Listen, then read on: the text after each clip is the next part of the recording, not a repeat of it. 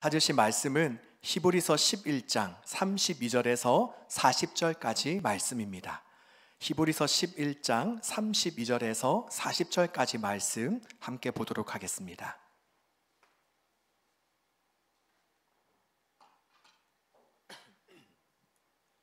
다 찾으신 줄 알고 한 절씩 교독하도록 하겠습니다. 내가 무슨 말을 더 하리요? 기드온, 바락, 삼손, 입다, 다윗 및 사무엘과 선지자들의 일을 말하려면 내게 시간이 부족하리로다.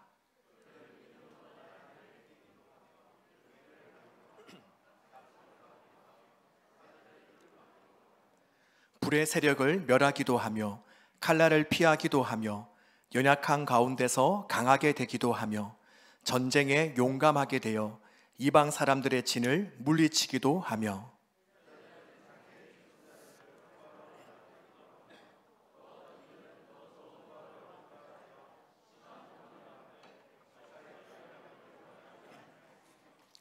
또 어떤 이들은 조롱과 채찍질 뿐 아니라 결박과 옥에 갇히는 시련도 받았으며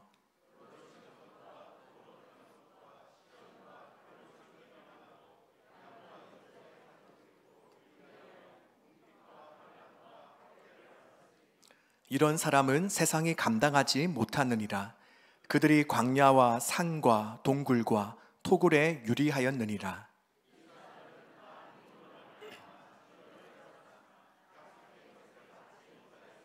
함께 읽겠습니다. 이는 하나님이 우리를 위하여 더 좋은 것을 예비하였은즉 우리가 아니면 그들로 온전함을 이루지 못하게 하려 하심이라. 아멘. 오늘 본문을 보면 두 종류의 사람이 등장합니다. 먼저 한 부류는 놀라운 주님의 역사를 나타낸 사람들입니다. 바로 32절에 나오는 기드온, 바락, 그리고 삼손, 다윗 같은 사람들이 이런 경우에 속합니다. 그들은 33절과 그리고 34절에서 말씀하고 있는 것처럼 나라를 정복하고 사자들의 입을 막으며 또 불의 위력을 꺾고 전쟁에서 용맹을 떨치는 등 놀라운 일들을 이루어 냈습니다. 우리는 이러한 간증을 듣기 좋아하고 또 이러한 이야기들을 들으며 나도 그렇게 되었으면 좋겠다라는 바람을 가집니다. 바로 예수님을 믿었더니 하나님께서 지혜를 주셔서 좋은 대학을 가게 되었다라는 이야기, 또 사업에 성공하여 11조가 아닌 10의 3조, 10의 4조까지 헌금하게 되었다라는 이야기, 그리고 전도를 하니 곧바로 사람들이 예수님을 영접하고 또 기도했더니 아픈 사람이 거짓말처럼 깨끗이 나았다라는 그러한 이야기. 우리는 이러한 이야기를 들을 때마다 나에게도 그러한 능력과 그리고 역사가 일어났으면 좋겠다라는 생각을 합니다. 그런데 오늘 본문은 이러한 사람들 외에 또 다른 무리들이 더 있었다라고 말씀합니다. 35절에 보니 또 어떤 이들은 이라고 말씀하고 있죠. 그리고 그들이 구체적으로 어떤 사람들인지 바로 그 뒤인 35절부터 37절까지에 그들이 소개되고 있는데요. 이들은 심한 고문을 받고 또 조롱과 책짓질과 그리고 결박과 감옥에 갇히는 시련을 받았습니다. 또한 돌이나 칼에 맞아 죽고 톱질을 당했으며 가난과 고난과 그리고 학대를 받았습니다. 그렇다면 여러분, 이러한 사실을 통해 우리는 어떠한 사실을 알 수 있습니까? 분명 똑같이 예수님을 믿고 신앙생활하지만 누군가는 남들이 우러러 보는 능력과 그리고 기적을 행하는 삶을 사는 반면에 또 누군가는 정말 감당하기 어려운 어려움과 고난과 아픔을 당할 수 있다는 것입니다. 즉 예수님을 잘 믿음에도 불구하고 경제적으로 회복될 기미는 조금도 보이지 않고 허구한 날 자식들은 쏨만 석이며 또 세상적으로 빛 한 번 보지 못하고 생을 마감할 수 있습니다. 바로 성경에 보면 세례 요한이나 스데반 집사님, 그리고 바울이나 예수님 제자들도 대부분 다 이런 삶을 살았습니다. 베드로는 옥에 갇혔다가 옥문이 열리는 놀라운 기적을 경험했지만, 반면에 세례 요한은 옥에 갇혔다가 끝내 목이 잘려 죽었습니다. 또 베드로가 회개하라 라고 설교했을 때는 수천 명이 나와 자신의 죄를 뉘우치며 회개했지만, 스데반 집사님은 복음을 전하다가 돌에 맞아 죽었습니다. 또 많은 사람들은 예수님을 믿고 병이 나았지만, 반면에 바울은 육체의 가시는 물론이고 평생을 매와 추위와 그리고 배고픔을 달고 살다 전승에 의하면 끝내 목이 잘려 죽었습니다. 더욱이 오늘 본문이 말하고 있는 사람들을 살펴보십시오. 35절에 보면 어떤 이들은 심한 고문을 받대라고 말씀합니다. 바로 여기에서의 심한 고문은 헬라어 템파논이라는 단어에서 유래한 말로, 이것은 팀파논이라는 고문 기구를 가지고 아프게 하다는 뜻을 가지고 있습니다.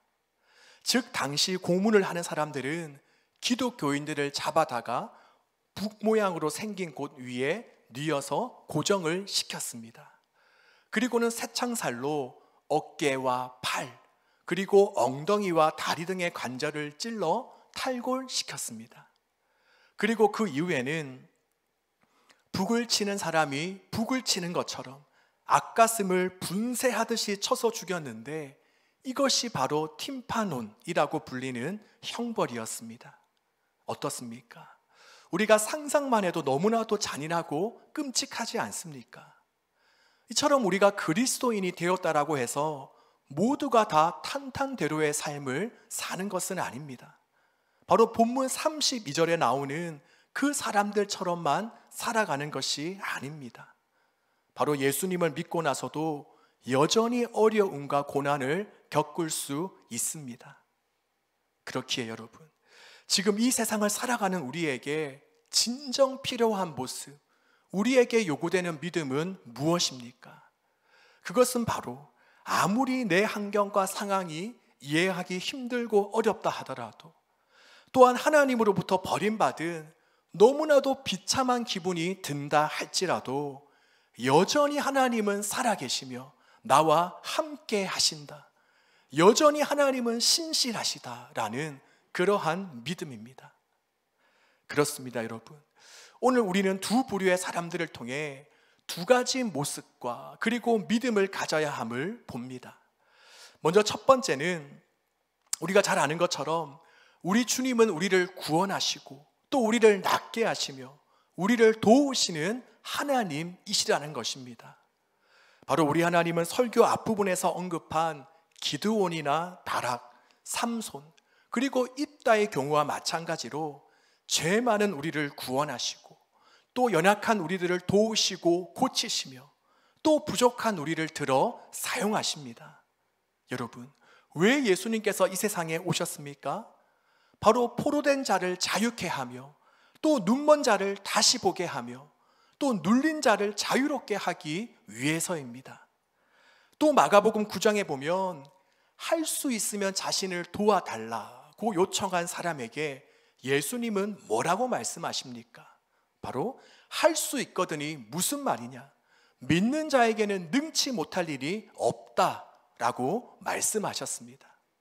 바로 이런 믿음이 있을 때에 놀라운 하나님의 역사와 기적은 지금도 일어납니다. 우리의 환경과 상황은 바뀝니다. 아멘이십니까?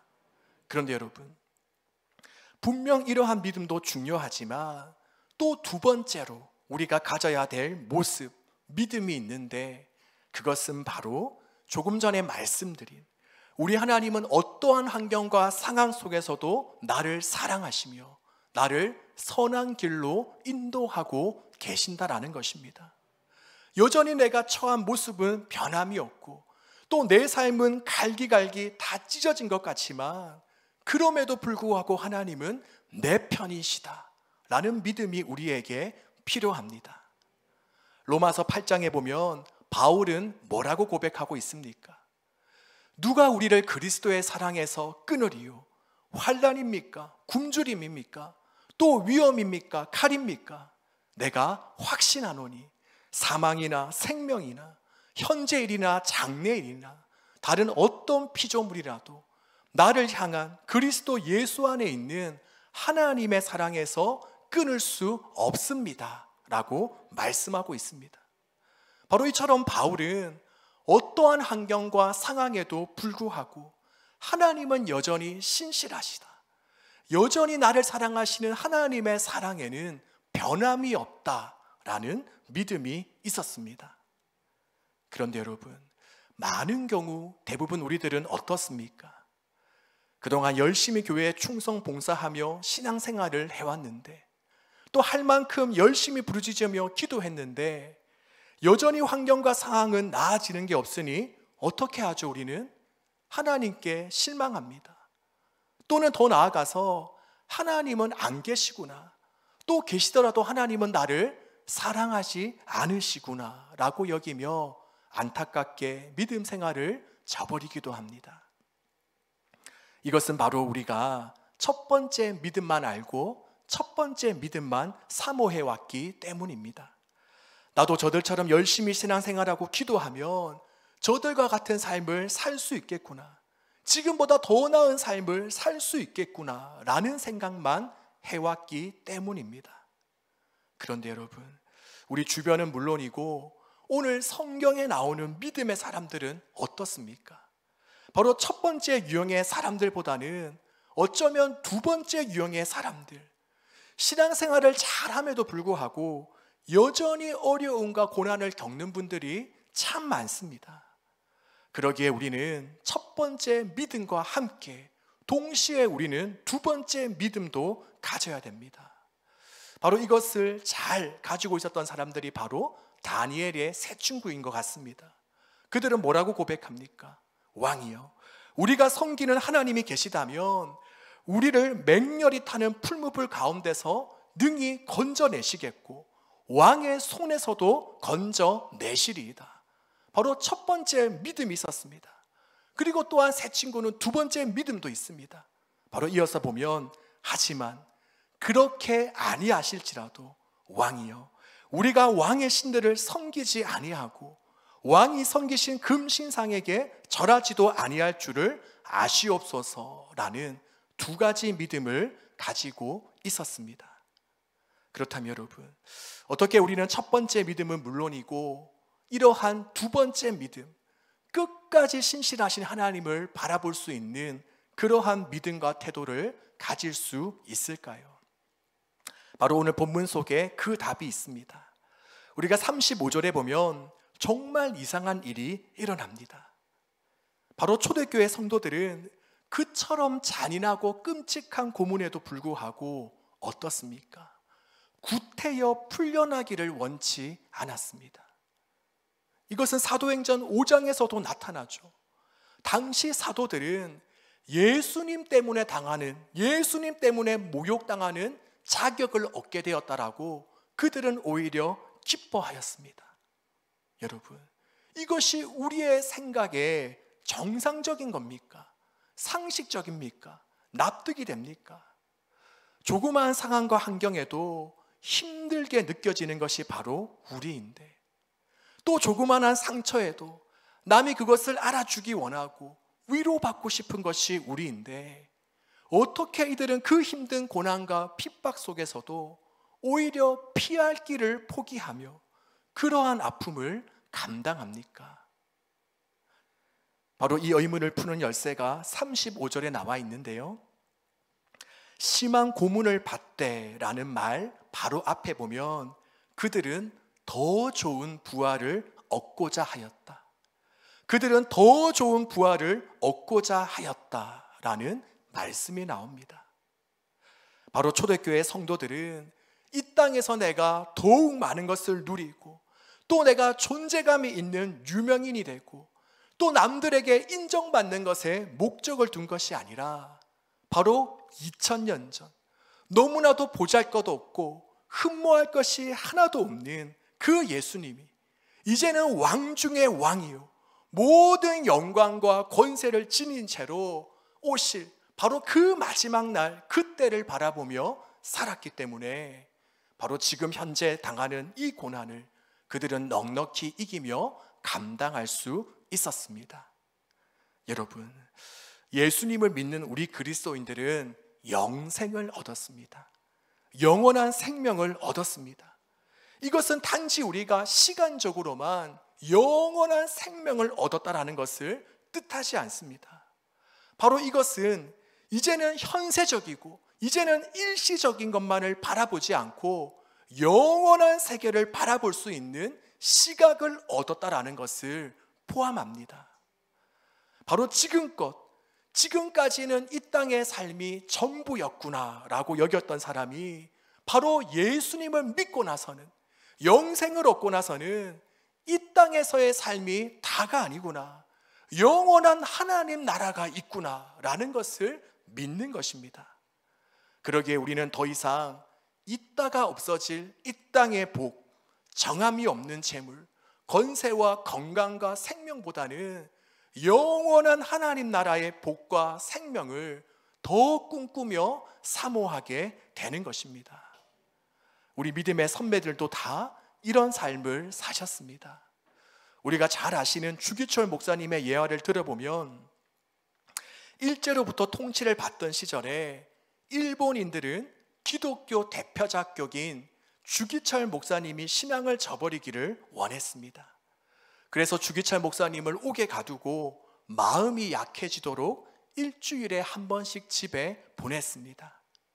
바로 가장인 자신이 없이 살아가는 그 가족들의 모습을 주 목사님이 직접 보면 마음이 약해져서 신앙을 부인하게 될 것이라고 일본인들은 생각했습니다.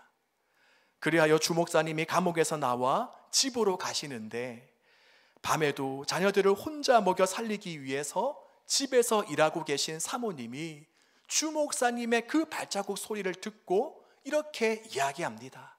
당신이십니까? 당신 오셨습니까? 라고 물었습니다. 그래서 목사님은 밖에서 그래 나요, 내가 왔소 라고 대답하시면 사모님은 이렇게 말씀하셨습니다. 다들 잘 아실 텐데요, 살아서 돌아오면 내 남편이 아닙니다. 죽어서 오면 내 남편입니다. 돌아가세요. 가셔서 끝까지 믿음을 버리지 마세요. 여러분, 정말 대박이죠. 조금은 좀 무섭지 않습니까? 저는 상상해 봤어요. 만약 제가 감옥에서 돌아와서 집으로 왔는데 아내가 이런 소리를 하면 정말 속상하고 상처받을 것 같더라고요. 그런데 주 목사님은 그 말을 듣고 집 앞 바로 앞까지 왔다가 다시 형무소로 돌아가셨습니다. 그리고 그처럼 가진 회유와 협박, 그리고 잔인한 고문과 고통을 당하시다가 순교 바로 직전에 일사각오라는 설교를 남기셨습니다. 제가 한번 이 시간 짧게 한번 읽어드리겠습니다. 나의 사랑하는 교우 여러분, 그리스도의 사람은 그리스도인답게 살고 죽어도 그리스도인답게 죽어야 합니다. 죽음이 무서워 예수님을 저버리지 마십시오. 풀의 꽃과 같이 시들어 떨어지는 목숨을 아끼다가 지옥에 떨어지면 이보다 더 두려운 것이 어디 있겠습니까? 대신 한 번 죽어 영원한 천국의 기쁨을 얻는다면 이보다 더 즐거운 일이 어디 있겠습니까? 이 주목사가 죽는다고 결코 슬퍼하지 마십시오. 나는 내 주님밖에 다른 신 앞에서 무릎을 꿇고는 살 수 없습니다. 더럽게 사는 것보다 차라리 죽고 또 죽어 주님을 향한 나의 정절을 지키려 합니다. 나의 주님을 따라서 가는 죽음은 나의 소원입니다. 나에게는 일사각오가 있을 뿐입니다. 한 걸음만 양보하면 그 무서운 고통을 면하고 상을 준다는 데에 많은 사람들이 넘어갑니다. 말 한마디만 타협하면 살려준다는 데에 용감한 신자들도 넘어갑니다. 하물며 나같이 연약한 약졸이 어떻게 장기간의 고난을 견디어 배기겠습니까? 다만 주님께 의지하는 것뿐입니다. 예수님께서는 끝까지 참는 사람은 구원을 얻으리라고 신신부탁하셨습니다. 아멘. 이처럼 주기철 목사님은 더 나은 부활, 다시금 주님이 이 땅에 오셔서 모두가 다 주님을 맞이할 그 마지막 때를 바라보며 사셨습니다. 그러기에 타협하며 믿음을 저버리지 않고 또 고난을 받되 구차히 그것을 면하려고 하지 않으셨습니다. 여러분, 바라기는 기드온과 삼손 그리고 다윗과 같이 하나님의 놀라운 역사와 기적과 축복과 은혜가 우리 성도님들의 삶과 가정에 일어나기를 소망합니다. 하지만 그것으로 끝나는 것이 아니라 또한 동시에 더 좋은 부활을 바라보고 얻고자 하는 그 마음과 믿음이 우리 안에 가득하기를 소망합니다. 우리가 예수님을 잘 믿다 보면 여러 가지 오해와 아픔과 고난을 당할 수 있습니다. 아니면 오히려 반대로 강력한 유혹이 우리의 시선과 우리의 마음을 다 빼앗아 갈 만한 강력한 유혹이 우리를 덮칠 수 있습니다. 여러분, 만약 그때 우리가 첫 번째 믿음인 예수님 믿어서 이 땅에 잘 살고 복 받는다는 그 믿음만 가지고 있으면 어떻게 되겠습니까? 그날에 다 넘어가 버리고 말지 않겠습니까? 바로 그날에 우리가 그것들로부터 자신을 이겨내고 승리할 수 있는 비결은 무엇이냐? 바로 더 좋은 부활을 바라보는 것입니다. 마지막 날 이루어질 그 날을 바라보는 것, 또한 여전히 하나님은 신실하시고 나를 사랑하시며 선한 길로 나를 인도하신다라는 믿음입니다. 바라기는 어떠한 고난과 어려움, 아픔이 오더라도, 또한 어떠한 달콤한 유혹이 오더라도 우리가 그것을 넉넉히 이길 수 있는 더 좋은 부활을 바라보는 믿음, 또 여전히 하나님은 신실하시며 나를 사랑하신다라는 그 믿음이 저와 우리 대연 성결교회 모든 성도님들의 마음에 있기를 간절히 소망합니다.